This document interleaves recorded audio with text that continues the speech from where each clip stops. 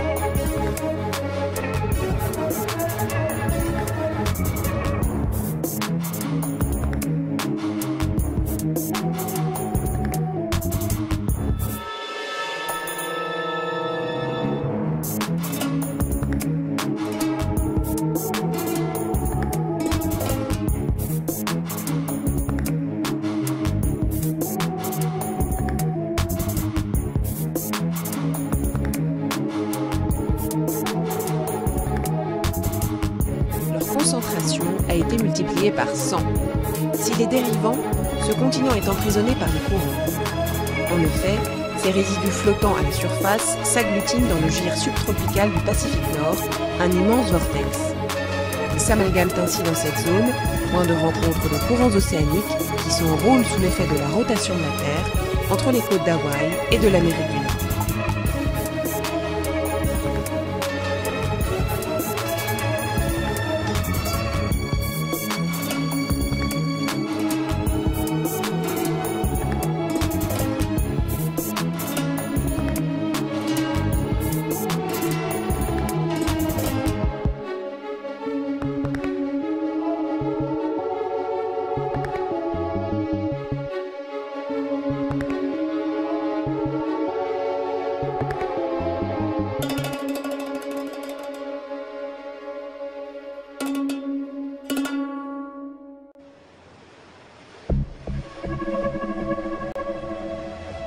Les océans couvrent près des 3/4 du globe terrestre. Ils nourrissent les hommes, ils font respirer la planète et sont la source de toute vie. Mais aujourd'hui, ils sont envahis de matières plastiques qui n'ont pourtant rien à y faire. Inventé par l'homme, le plastique joue un rôle fondamental dans la société de consommation. Mais pour la nature, il représente une véritable menace. 6 millions de tonnes de matières plastiques sont jetées tous les ans dans les océans. Cela correspond à la production mondiale de plastique pour l'année 1960. Une grande partie de ces déchets flottent. De canalisation en canalisation, ils finissent par rejoindre les fleuves, puis la mer. La matière plastique n'est pas biodégradable. Le papier, lui, se décompose en quelques semaines. Quant au bois, aux boîtes de conserve ou aux canettes métalliques, il faut compter plusieurs décennies, voire plusieurs siècles. Mais la mer finit toujours par les dissoudre. La matière plastique, elle, demeure. Elle ne se décompose pas. Elle se fragmente en milliards de microparticules que les courants vont transporter aux 4 coins du globe. Des millions de tonnes de plastique se retrouvent ainsi en suspension dans la mer. Avec quelles conséquences ? A évoqué ici même ce qu'on appelle le 7e continent, ces déchets plastiques charriés par les courants océaniques et qui ont fini par former une masse dans le Pacifique Nord. Eh bien, une expédition française s'est rendue sur place. Elle est aujourd'hui de retour. Voici ce qu'elle a découvert. Nicolas Châteauneuf, Philippe Turpot. La plus grande décharge de déchets plastiques se cache au cœur de l'océan Pacifique. Une valise, une chaussure, un morceau colonisé par des moules. Des débris comme ceux-ci, l'équipage de ce bateau en a croisé des milliers. Pendant 17 jours, ils ont exploré et jeté leurs filets dans un endroit précis du Pacifique, là où les courants marins charrient des millions de tonnes de déchets plastiques déversés chaque année par l'humanité. Des débris qui se concentrent dans une sorte de tourbillon appelé gir, une zone grande comme 6 fois la France. Sur place, lorsque les filets sont remontés, il faut se rendre à l'évidence, la soupe de plastique est partout. Il y a même du caoutchouc là. Une pollution microscopique mais massive. À certains endroits, il y a 5 fois plus de plastique que de plancton. De retour à Paris, l'équipage témoigne de l'ampleur du phénomène. C'est pas spectaculaire comme la fonte des glaciers ou le réchauffement climatique, mais par contre, on voit l'impact du plastique au milieu de nulle part. On est quand même à 2000 km des côtes de Californie ou d'Hawaï, on est au milieu de nulle part, et là, l'homme a réussi quand même à polluer son environnement. Un phénomène qui s'amplifie d'année en année et qui menace toute la vie océanique. Les petites particules de plastique vont être consommées par des petits poissons qui, eux, vont être consommés par les plus gros, etc. Et les polluants organiques vont être relargués dans les organismes. On peut arriver à des seuils qui sont toxiques chez les grands prédateurs marins. Chaque année, l'humanité produit 100 millions de tonnes de plastique, dont 1/10 finit dans les océans.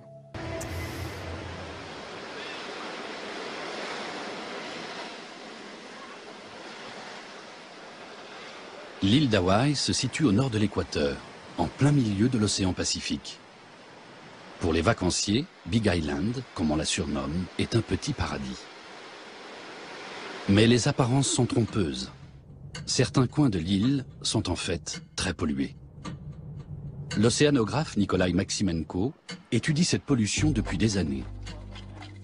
Il se rend à Camilo, au sud de l'île, dans une baie bordée par un désert de roches volcaniques. Depuis toujours, de nombreuses épaves échouent sur cette plage. Les habitants de l'île la surnomment Junk Beach, la plage poubelle. Autrefois, la mer y rejetait d'énormes troncs d'arbres d'essence inconnue à Hawaï. Ce bois passait des années à dériver dans l'océan et finissait dans cette baie comme attiré par un aimant. Aujourd'hui, le même phénomène se reproduit avec les matières plastiques.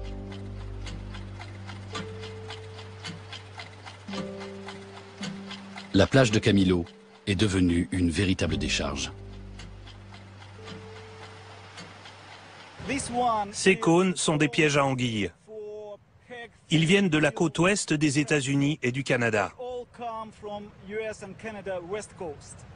On ne les utilise nulle part ailleurs dans le Pacifique. Ils ont parcouru 4500 km jusqu'à Hawaï. Quant à ces tubes, ils sont utilisés en Asie pour l'ostréiculture.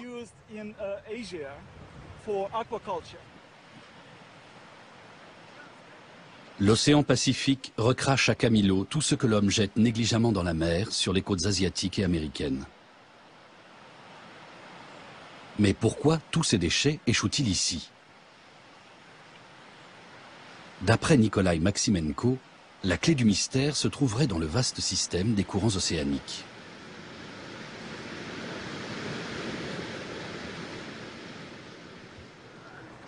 « 12 000 km plus bas, sur la côte sud du Chili, près de Valdivia, le Sea Dragon est amarré dans une embouchure. C'est un voilier de 22 mètres de long. L'équipage se prépare à lever l'ancre. Il part à la recherche des déchets en plastique en suspension dans l'océan Pacifique. Il s'intéresse au même phénomène que Nikolai Maximenko, mais dans l'hémisphère sud. C'est Marcus Eriksen qui dirige l'expédition. Océanographe et militant écologiste, il sillonne les mers du monde depuis des années pour mesurer l'ampleur de la pollution par les matières plastiques. J'ai commencé à m'intéresser à ce phénomène quand je suis allé dans les îles Midway. J'ai trouvé des briquets, des brosses à dents, des morceaux de plastique et des bouchons de bouteilles dans les cadavres d'animaux. On ne pouvait pas affirmer avec certitude que c'était le plastique qui les avait tués. Mais que faisaient tous ces déchets au beau milieu du Pacifique, à mi-chemin entre le Japon et Los Angeles? On était à des milliers de kilomètres des côtes. J'utilisais moi-même certains de ces objets aux États-Unis. Et 8000 kilomètres plus loin, je les retrouvais dans des cadavres d'animaux. L'équipe se compose de chercheurs et de militants écologistes venus du monde entier. Ils vont passer 3 semaines en mer, à l'écart de toutes les routes maritimes. Cap sur l'île de Pâques, un des endroits les plus reculés au monde. C'est la première fois que des scientifiques étudient sur place la pollution du Pacifique Sud par les déchets en plastique. Des échantillons seront prélevés de manière systématique, puis analysés dans un laboratoire californien.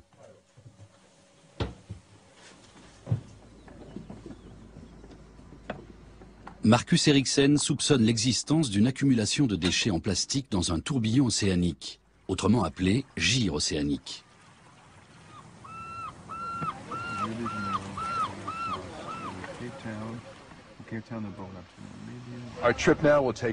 On part de Valdivia et on va zigzaguer à travers le gire du Pacifique Sud jusqu'à l'île de Pâques. Ça va nous permettre de prélever des échantillons représentatifs à la surface du gire. On ne sait absolument pas combien de déchets en plastique en provenance d'Amérique du Sud, de Polynésie, de Nouvelle-Zélande et d'Australie finissent dans le gire du Pacifique Sud.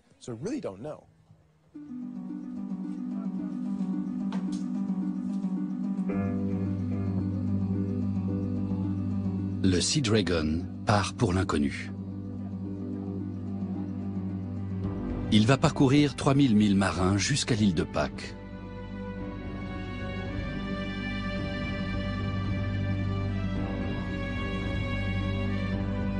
Et durant ces 3 semaines, l'équipage sera coupé de tout.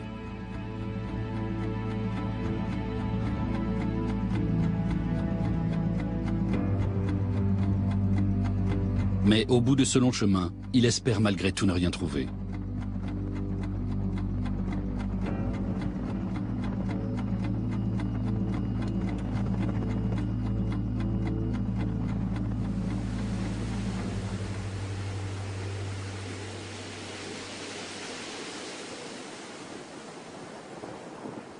Les montagnes de détritus de la plage de Camilo suggèrent une forte concentration du plastique à proximité des côtes. Nikolai Maximenko procède à des fouilles quasi archéologiques.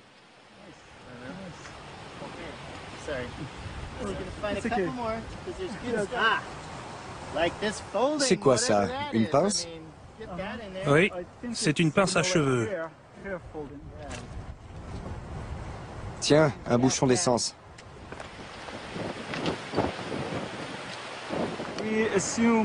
On pense que les matières plastiques qui échouent sur la plage se mélangent aux morceaux de roche que la mer charrie et finissent par être enfouis. Il est possible qu'on découvre de vieux déchets sous les cailloux.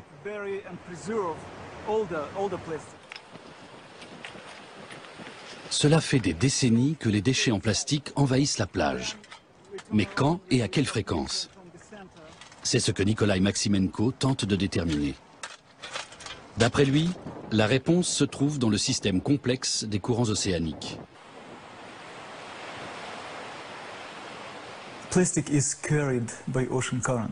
Le plastique est charrié par les courants océaniques.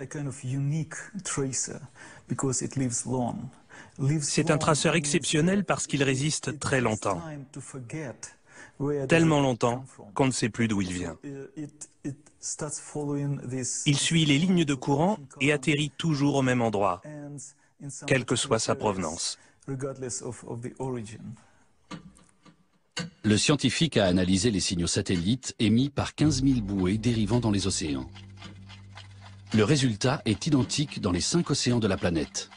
Quelle que soit leur provenance, les bouées se rassemblent toujours dans les mêmes tourbillons géants.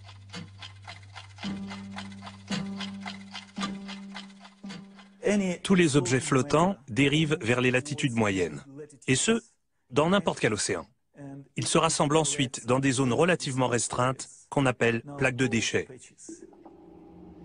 Pour expliquer l'accumulation de déchets sur la plage de Camilo, dans le Pacifique Nord, il faut remonter jusqu'aux côtes.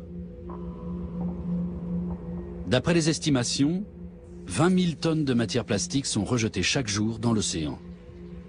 Un certain nombre finissent dans de grandes plaques de déchets. La rotation de la Terre, les forces de la gravitation et les vents font tourbillonner ces plaques. Il y en aurait 5 en tout.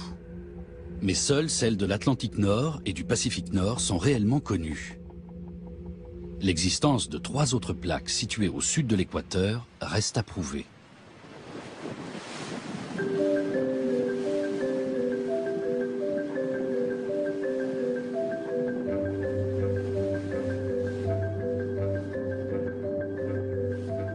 Le Sea Dragon navigue depuis une semaine. il est à des centaines de milles des côtes. Il se dirige droit sur le centre supposé de la plaque de déchets.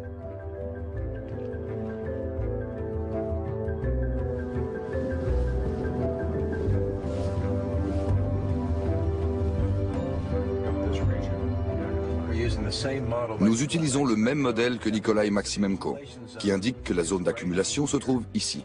C'est une vaste plaque. L'équipe va utiliser un chalut pour ratisser la mer. Marcus Eriksen et le capitaine du voilier planifient les opérations. On l'a appelé SPG pour Gyre du Pacifique Sud. On a déjà jeté une fois le chalut. On approche du deuxième site de mouillage. On va le jeter tous les 60 000.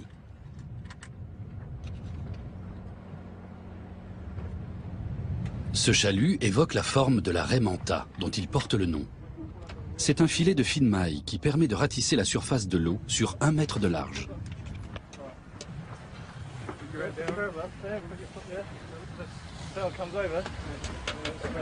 Eight, 7, 6, 5, 4.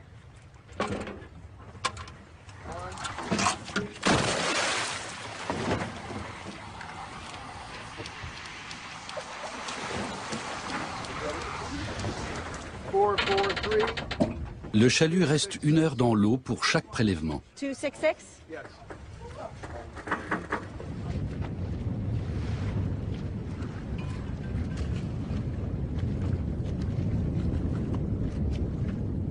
Les scientifiques calculent la quantité de fragments de plastique recueillis par rapport à la distance qu'ils ont parcourue.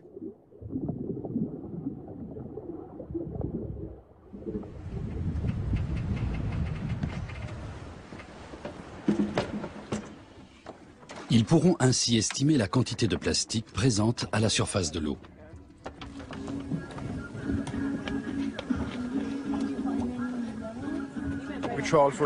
On a traîné le chalut pendant 1 heure à la surface de l'eau. Il a l'air très propre. Il n'y a pas grand-chose dedans, mais c'est une excellente nouvelle. Effectivement, le chalut est quasiment vide. L'équipe va tout de même conserver l'échantillon. On dirait ma brosse à dents. Impossible de dire ce que c'est. Les échantillons seront analysés dans un laboratoire californien afin de déceler aussi des particules de plastique plus fines et invisibles à l'œil nu. Marcus Eriksen étudie une nouvelle fois le modèle de Nikolai Maximenko qui présume la présence d'une plaque de déchets dans le Pacifique Sud. Les échantillons prélevés avec le chalut Manta permettront de vérifier cette hypothèse. On n'est pas loin de la zone d'accumulation et on ne remonte quasiment pas de plastique dans le chalut, juste quelques fragments. Mais on est encore à 1000 milles du centre de la zone d'accumulation. On verra à quoi ça ressemble là-bas. Pour l'instant, c'est plutôt bon signe, car on ne trouve pas grand-chose.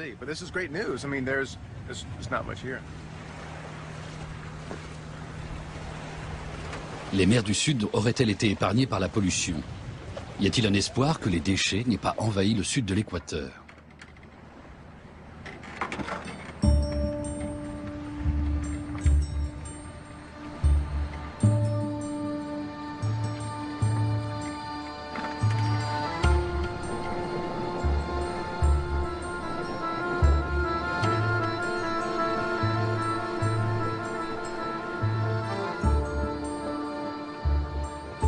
À des milliers de kilomètres de là, se trouve l'île du Texel, aux Pays-Bas.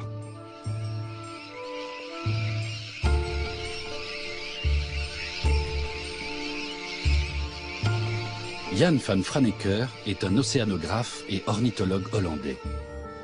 Il a retrouvé par hasard la trace d'une autre forme de plastique en suspension dans l'océan.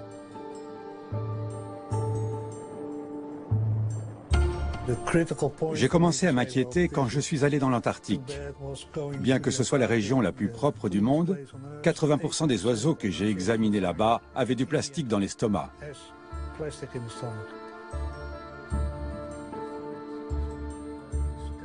Cela fait 20 ans que Jan van Franeker trouve des matières plastiques dans l'estomac des oiseaux. Mais cela le révolte toujours autant.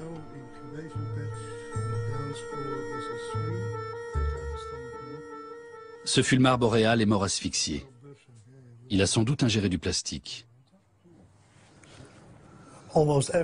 La plupart des fulmars de la mer du Nord ont du plastique dans l'estomac. Dans les zones les plus polluées, ils ingèrent environ 0,6 g de matière plastique. Cela équivaut à cette quantité-là. Pour transposer cela chez l'homme, il faut multiplier par 100.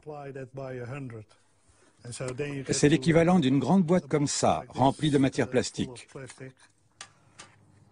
D'après Jan van Franeker, les fulmars ingèrent 31 fragments de plastique en moyenne. Cela équivaudrait à plus de 3000 chez l'homme. La plupart des oiseaux se fient à leur vue pour chasser. Mais vus du ciel, les fragments en plastique se confondent avec leur proie. Ils ont la même forme et la même couleur. Les conclusions de Jan van Franeker sont formelles. La plupart des déchets en plastique stagnent dans les zones où les courants se rejoignent et s'enfoncent dans les eaux profondes. Ces zones sont à la fois riches en nourriture et en plastique. L'Institut de Jan van Franeker répertorie le contenu des estomacs des oiseaux de mer du monde entier. Ces données sont reconnues comme des indicateurs de pollution marine. Une mer est considérée comme propre si on trouve moins de 10 fragments de plastique dans l'estomac des oiseaux.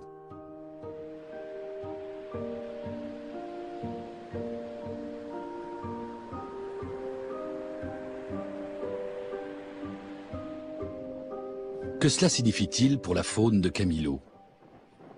On ne peut faire que des suppositions. On trouve principalement de gros objets de couleur rouge.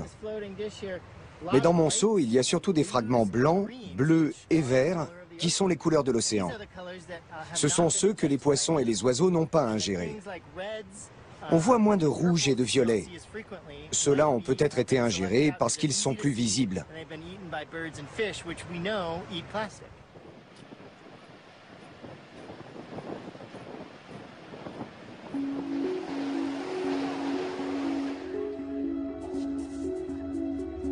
Tokyo se situe de l'autre côté du Pacifique, à 6500 km d'Hawaï. Aucun pays au monde ne consomme autant de plastique que le Japon. Les quantités astronomiques de déchets en plastique qui atterrissent dans la mer ont confronté les scientifiques à un nouveau problème.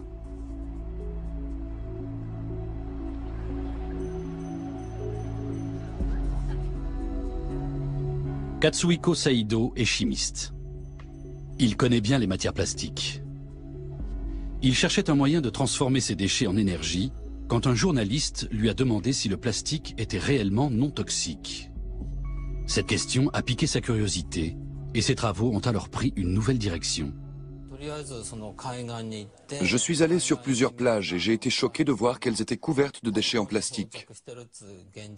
Cela risque de poser de sérieux problèmes. J'ai analysé l'eau, mais je ne pensais pas vraiment trouver quelque chose. La mer est si grande. Quelques morceaux de plastique ne représentent qu'une goutte dans l'océan. Et pourtant, Katsuhiko Saïdo a trouvé des substances inquiétantes sur les plages et dans les mers du monde entier. En particulier des concentrations élevées de bisphénol A, ou BPA.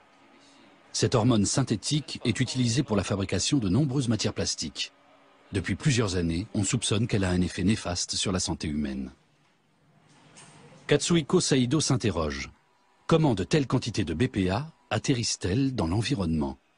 Ces expériences lui permettent de faire une découverte. Il n'est pas nécessaire de chauffer les matières plastiques à haute température pour les décomposer, comme on le pensait jusqu'alors. Dès 30 degrés, des additifs toxiques, comme le BPA, se décomposent et peuvent se mélanger à l'eau de mer, par exemple.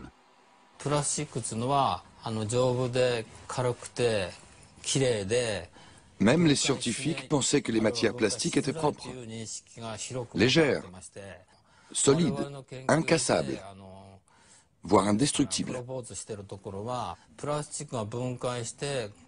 Mais nos travaux ont révélé que les monomères issus de la décomposition des matières plastiques sont toxiques.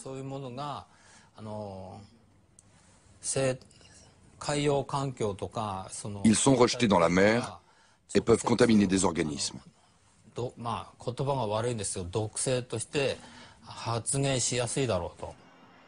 Les plastiques, des matières propres et non toxiques, une vision chimérique. Les composés chimiques des matières plastiques contaminent le monde entier. Notamment la mer du Nord. En 2004, la population de fulmars a été décimée. D'après Jan van Franeker, les hormones synthétiques issues des matières plastiques ingérées par les oiseaux pourraient avoir joué un rôle dans cette hécatombe.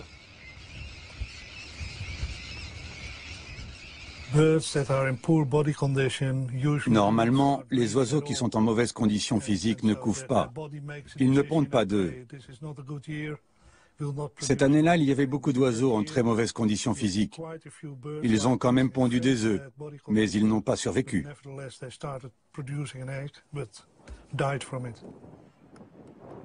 Personne ne sait exactement comment ces hormones synthétiques contaminent l'organisme des animaux.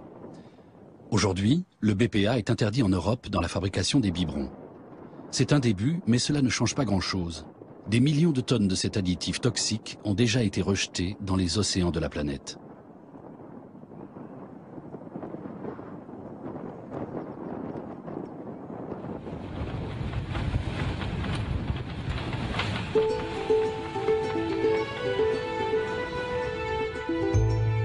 Retour sur le Sea Dragon. Depuis que le voilier a quitté le Chili il y a 12 jours en direction du gir du Pacifique Sud, la croisière s'est déroulée paisiblement. Rien ne se profile à l'horizon, ni terre, ni bateau, ni plastique. On approche pourtant du centre de la plaque de déchets, si elle existe bien. Objet flottant en vue.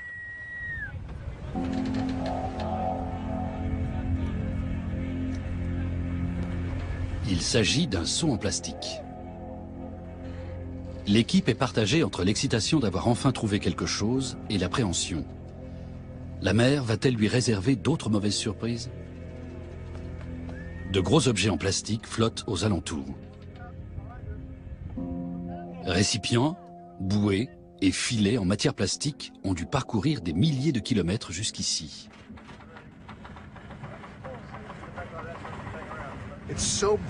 Les UV rendent le plastique très cassant. Les plastifiants se décomposent et il ne reste que les polymères. Ils sont fragiles et les vagues les réduisent facilement en minuscules fragments. Le Sea Dragon semble approcher de la plaque de déchets.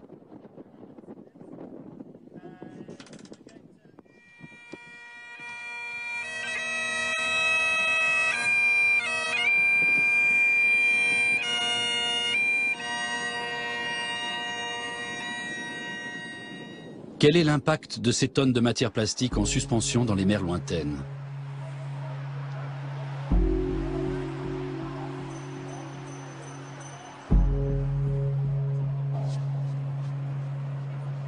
Hideshige Takada de l'Université d'agronomie de Tokyo étudie la pollution chimique de la baie de Tokyo depuis des années.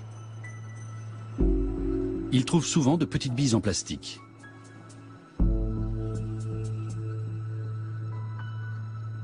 Il y en a partout où le chercheur décèle aussi des substances toxiques. Un collègue m'a apporté ces billes et m'a demandé de les analyser. C'était la première fois que j'en voyais.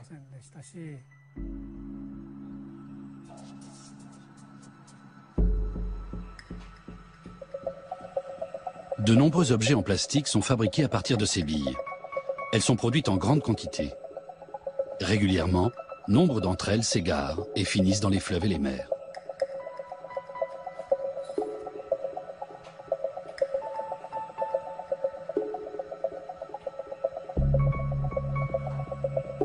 Hideshige Takada a mesuré la concentration de ces billes en BPA, cette hormone synthétique tant décriée.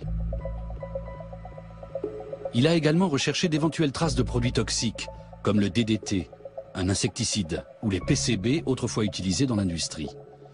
Ces substances, probablement cancérigènes, ont longtemps été utilisées sans qu'on s'inquiète de leur toxicité. Aujourd'hui, elles sont interdites, mais on continue d'en trouver dans les fleuves et les mers du monde entier.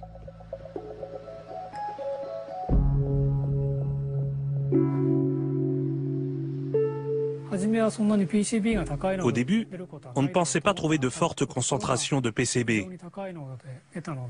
Mais quand on a découvert que les billes de plastique contenaient des millions de fois plus de PCB que l'eau, on n'en revenait pas.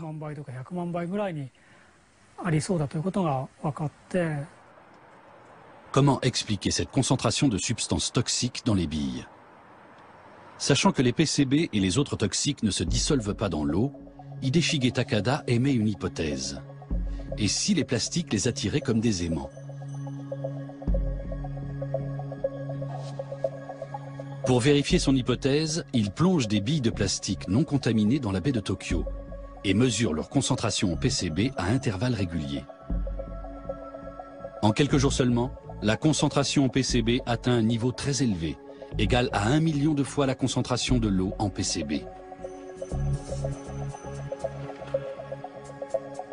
Hideshige Takada renouvelle l'expérience, toujours avec le même résultat. Conclusion, le plastique attire les substances toxiques. C'est une découverte majeure. Aujourd'hui, on utilise les billes de plastique pour mesurer la pollution de l'eau. On en trouve sur presque toutes les plages du monde. Hideshige Takada en reçoit du monde entier. À partir de ces échantillons, il dresse une carte mondiale de la contamination. Mais les billes ne sont qu'une partie du problème. Les océans sont remplis de fragments d'objets en plastique de toutes sortes. Or, ces fragments absorbent les substances toxiques exactement comme les billes.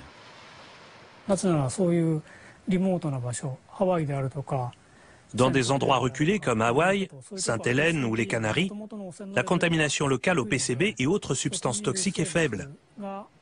La faune et la flore ne sont pas exposées aux polluants industriels. Mais des fragments de plastique chargés en substances toxiques sont charriés par la mer et ingérés par les animaux. Ces fragments disséminent des substances toxiques à travers le monde entier.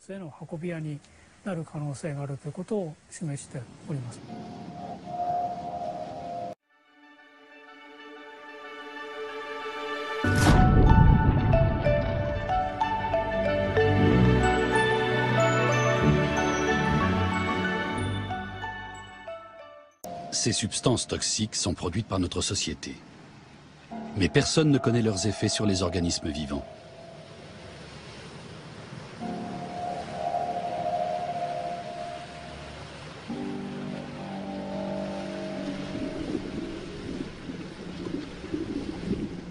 Les fragments de matière plastique qui flottent dans la mer sont des bombes chimiques.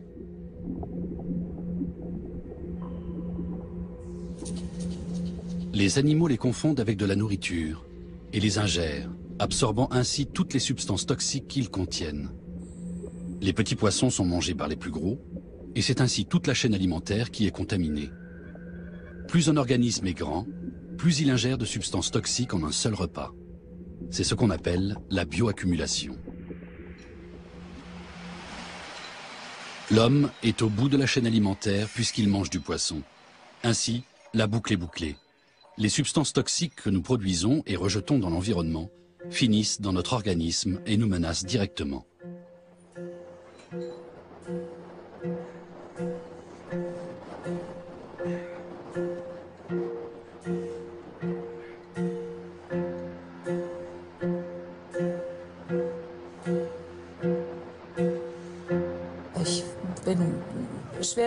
J'ai été très choquée de voir des mollusques présentant des réactions inflammatoires très violentes en quelques heures seulement.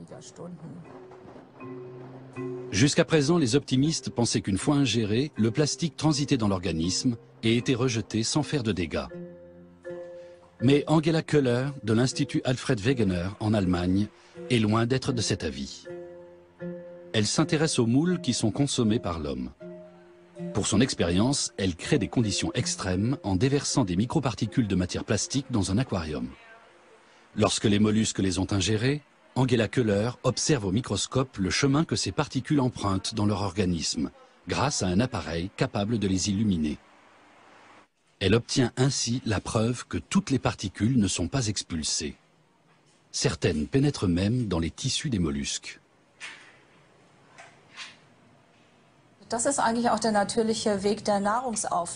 Une moule se nourrit par le biais de ses branchies. Si des microfragments en plastique se trouvent dans l'eau qui l'entoure, ces branchies les retiennent aussi et ils passent dans son système digestif. On observe également que les particules de matière plastique s'agglutinent en grappes avant de pénétrer dans les tissus. La présence de plastique dans les espaces interstitiels des tissus provoque une violente réaction inflammatoire dans la glande digestive. Ces inflammations peuvent avoir de nombreuses conséquences, telles que le développement d'un cancer. Les particules les plus fines sont les plus dangereuses.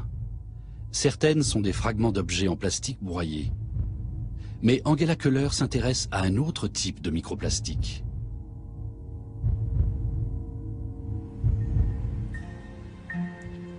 Ce sont ceux utilisés depuis longtemps dans les objets du quotidien, même s'ils sont trop petits pour qu'on les voie à l'œil nu. Ce sont par exemple les perles ajoutées à certains dentifrices pour détruire la plaque dentaire.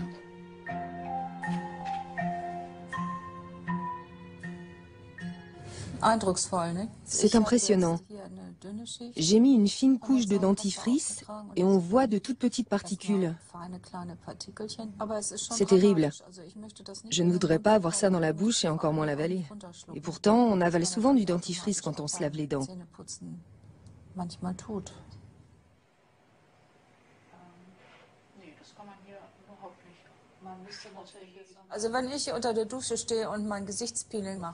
Quand je me fais un peeling sous la douche, ces microparticules partent dans les canalisations des eaux usées et atterrissent dans la station d'épuration. Mais ces particules sont trop fines pour être retenues. Elles atterrissent donc dans les fleuves et finissent dans la mer.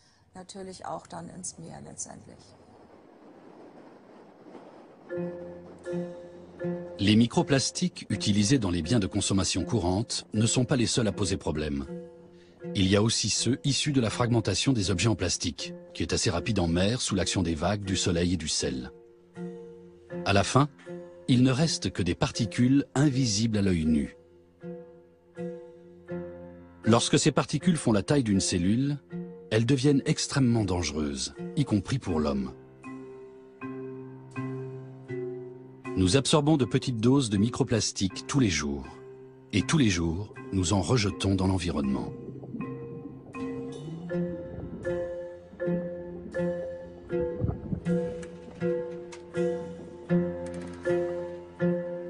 Le Sea Dragon est à 2000 milles des côtes chiliennes.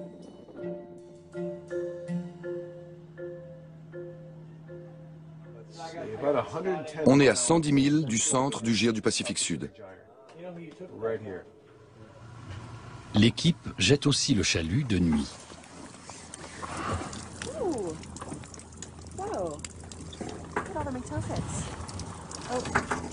Il y a un morceau de plastique là.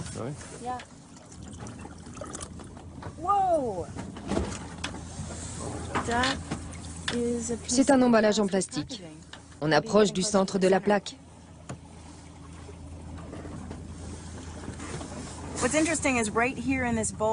On a toute la chaîne alimentaire dans ce récipient. On a un emballage en plastique, 6 ou 7 fragments de plastique, et puis ce poisson lanterne. Il vit à 1000 mètres de profondeur et remonte de nuit à la surface pour se nourrir. C'est pour ça qu'on le retrouve dans notre chalut. Lui-même est la proie d'espèces plus grosses comme ce calmar. Et vous voyez cette petite particule blanche? Ça pourrait être du zooplancton ou un œuf de poisson, c'est-à-dire ce que mange le poisson lanterne.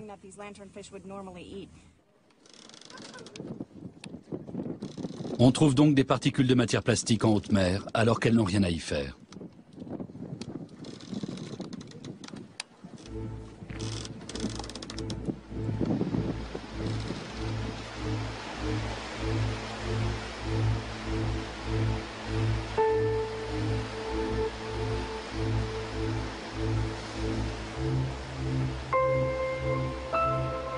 Marcus Eriksen et son équipe jettent régulièrement le chalut pour dénombrer exactement les particules de plastique de la zone.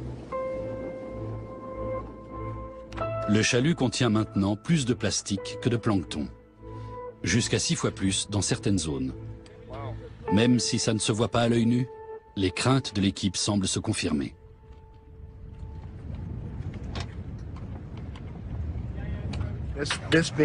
Le chalut était bien rempli aujourd'hui. Voici un morceau de calmar. Là, des fragments bleuâtres. Une chose est sûre, le plastique est majoritaire à la surface de l'eau. C'est intéressant de noter que la progression n'est pas linéaire. La concentration en matière plastique a explosé tout près du centre du gir, et je pense qu'elle va rester à un niveau élevé. Marcus Eriksen et son équipe ont bien trouvé une accumulation de déchets en plastique à la surface du gir. Mais elle n'a pas la forme attendue. Ce n'est pas une mer de plastique, ni même une plaque. C'est un tapis invisible, d'autant plus dangereux. Des milliards de particules couvrent une zone de plusieurs milliers de kilomètres carrés.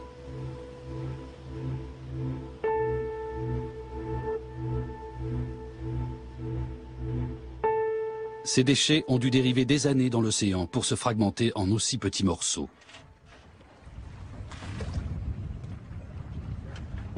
Marcus Eriksen fait une autre découverte. Je l'ai. Le dîner est servi. Si vous aimez les fruits de mer, allez-y. C'est dégoûtant.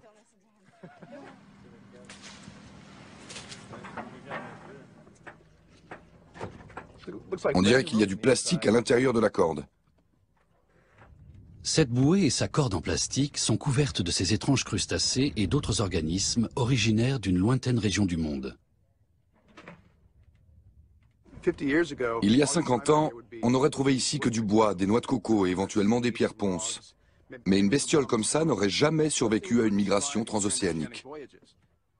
Les matières plastiques en suspension dans l'océan causeraient-elles d'autres types de perturbations dans l'écosystème mondial ?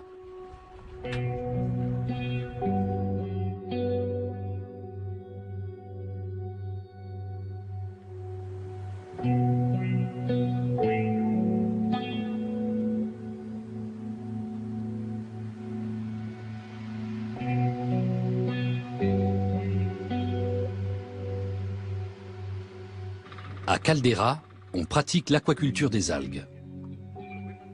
Une espèce rare fait vivre toute la région. José Marquez et Manuel Delgado récoltent des algues du genre Gracilaria dans une petite baie. Elles sont très utilisées dans l'industrie cosmétique et l'agroalimentaire et se vendent à bon prix sur le marché mondial. Les champs se situent au fond de la mer.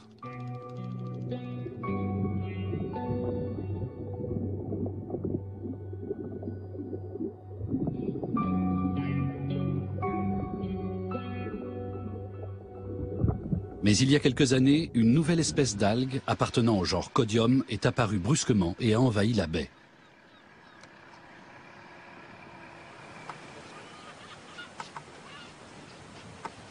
Cela a perturbé tout l'écosystème.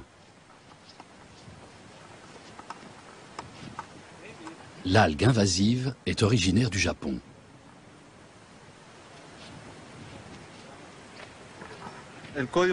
C'est un fléau. Elle a colonisé nos champs et cause de gros dégâts. Elle détruit nos champs de Gracilaria. Elle est très envahissante et elle chasse les Gracilaria de la baie. Quand la mer est agitée, les Gracilaria sont arrachés et les Codiums prennent leur place. Les zones envahies ne sont plus exploitables.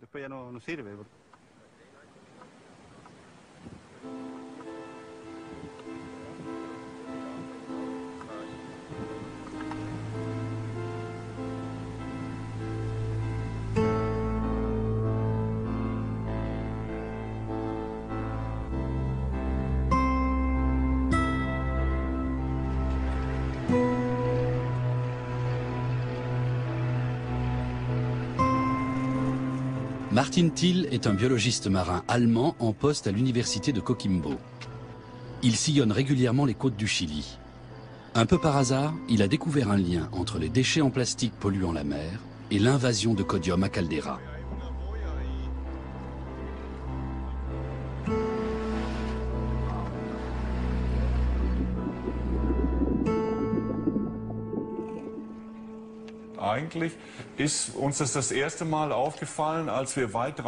Un jour, on a récupéré en haute mer une bouée complètement recouverte de Codium.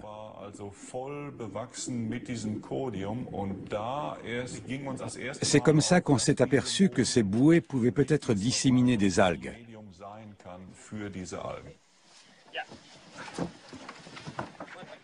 Ce codium est un vrai fléau. Je n'en avais encore jamais vu de tel.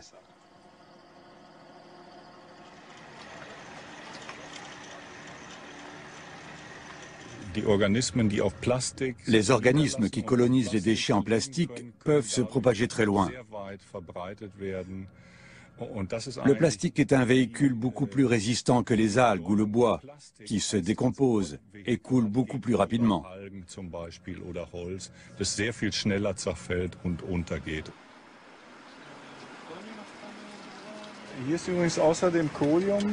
Les algues du genre Codium ne sont pas les seuls organismes étrangers sur cette bouée. Voici une acidie, par exemple. Elle vient très probablement d'Europe. Elle pullule sur les bouées et les cordes qui flottent dans la zone. Le plastique semble être un excellent véhicule. Si les migrations transocéaniques d'organismes divers augmentent avec la pollution par les plastiques, des écosystèmes entiers peuvent être menacés, comme le montre l'invasion de Codium à Caldera.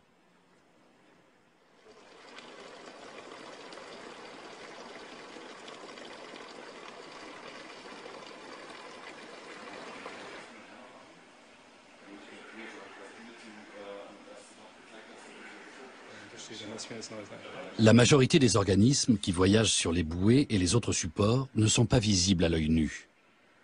Ce sont ces micro-organismes qui sont à la base de la chaîne alimentaire. Ils colonisent chaque fragment de plastique par milliards.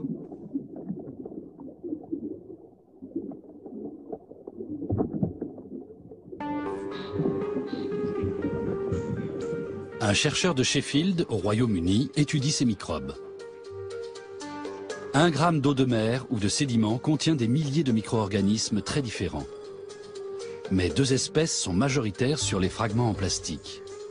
Peut-on parler alors de microbes du plastique?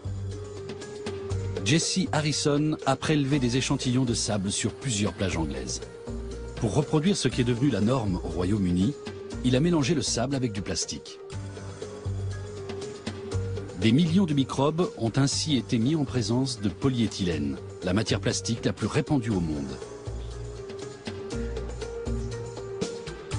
À l'aide d'un microscope à haute résolution, Jesse Harrison a alors observé l'apparition de petits trous dans le plastique. Manifestement, les microbes l'ont grignoté.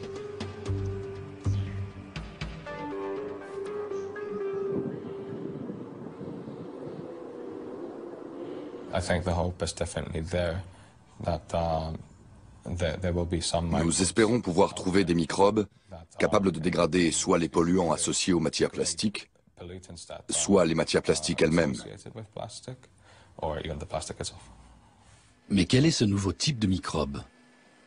Leur environnement est quasiment inconnu.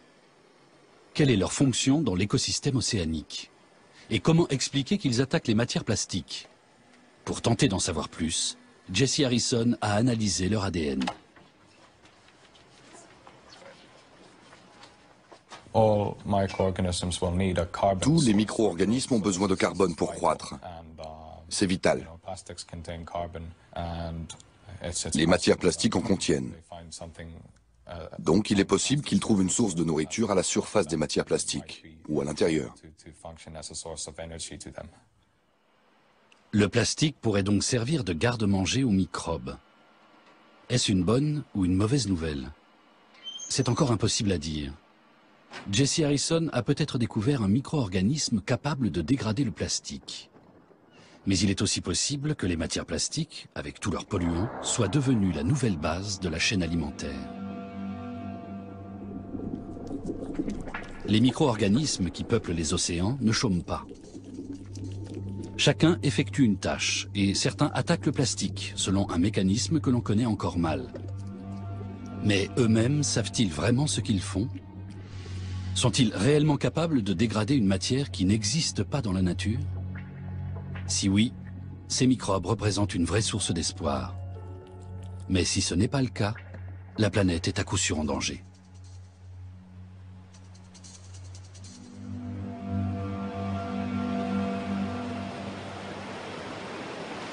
À Hawaï, personne n'ose encore croire qu'un jour, des microbes pourraient dépolluer la plage de Kamilo. Mais pourquoi les déchets viennent-ils s'y échouer? Ceux qui rejoignent la plaque de déchets du Gyre ne devraient-ils pas rester prisonniers, d'après la thèse de Nikolai Maximenko? Pour tenter de comprendre, l'océanographe se livre à une expérience.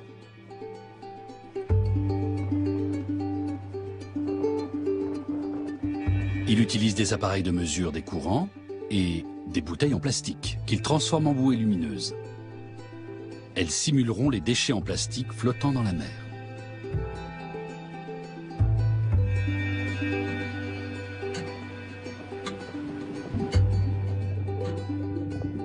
Les bouées sont amenées derrière le ressac. La traversée du récif, avec ses courants et ses requins, est très dangereuse.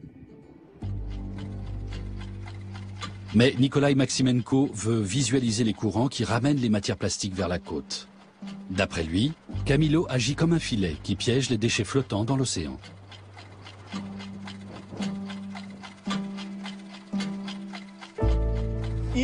Si les courants étaient stables, tous les déchets resteraient dans une plaque relativement petite, au milieu de l'océan. Mais il y a des perturbations qui expliquent que la plaque rejette des fragments qui dérivent ensuite jusqu'à Hawaï.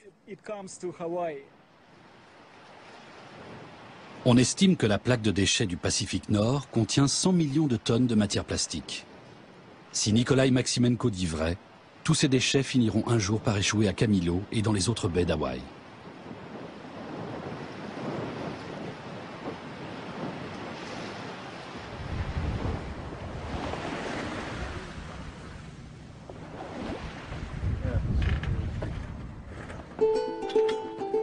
Le Sea Dragon a parcouru 3500 milles dans le Pacifique Sud au cours des 3 dernières semaines.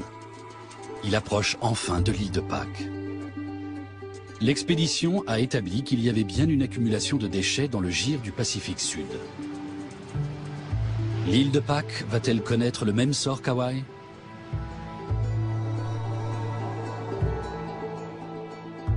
L'île de Pâques est un des lieux les plus reculés au monde. Ces célèbres statues sont les vestiges d'une civilisation ancienne.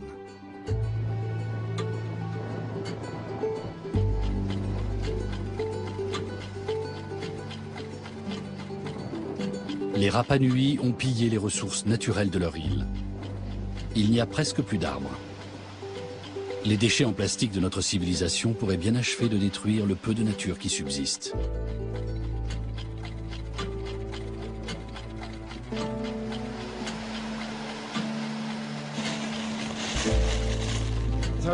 C'est un comble d'utiliser du plastique pour emballer nos échantillons de plastique. Mais celui-là, vous pouvez être sûr qu'on ne le retrouvera pas dans l'océan.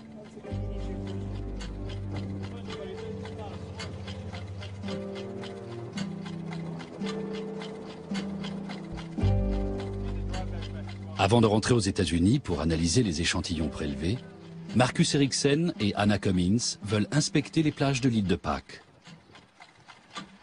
Sont-elles envahies par les déchets en plastique, comme tant de plages de l'hémisphère nord?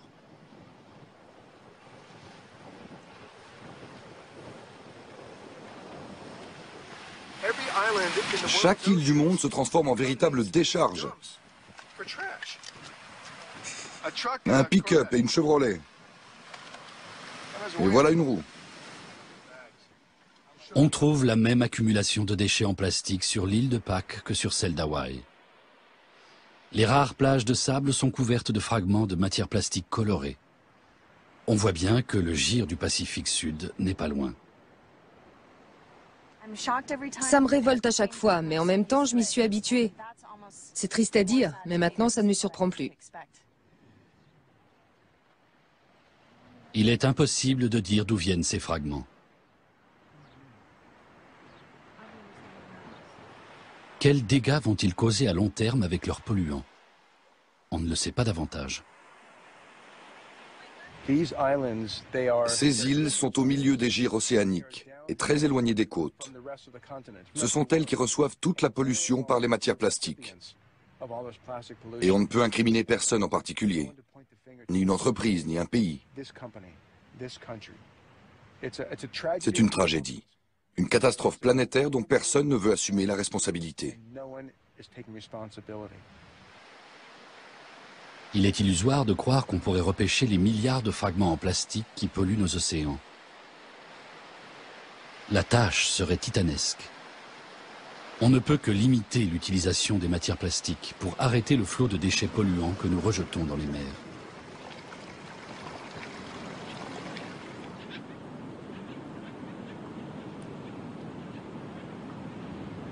Les scientifiques mènent un combat isolé contre les déchets en plastique. Mais il est malheureusement perdu d'avance.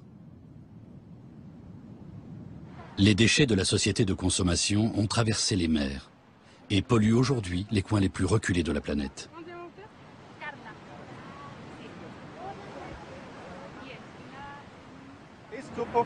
Et celui-là, micro ou macro? Celui-là? Macro, bien sûr. Et celui-là? Bien sûr que non. Au Chili, comme dans d'autres pays du monde, on a entrepris un grand inventaire. Martin Thiel embauche les élèves des écoles pour compter les particules de plastique échouées sur les 6500 km de côte du Chili.